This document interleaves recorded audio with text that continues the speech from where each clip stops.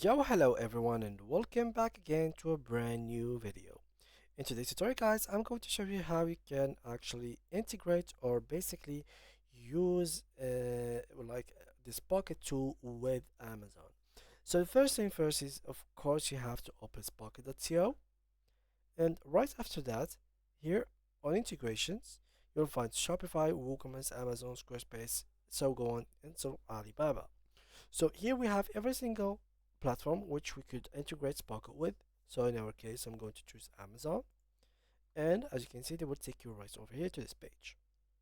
Now, in this page, you will find a couple of informations such as you can see, find Amazon dropshipping product with Spocket, start Amazon here, so you can exactly click right here and it will start working. What we're gonna do is click here and view what we are going to get with this integration, so you can actually know exactly that this functionality, how this functionality works, and what are we going to expect from it. First of all, it will import high margin dropshipping products, so you can sell high margin product on your Amazon dropshipping store by importing trending and winning products throughout Spocket. Second is reliable Amazon dropshipping suppliers. It ensures your Amazon dropshipping success by partnering with reliable suppliers throughout Spocket. Access a network of top US and EU suppliers known for high quality products and fast shipping. And finally, we have two more: automated dropshipping for Amazon and sell customized products.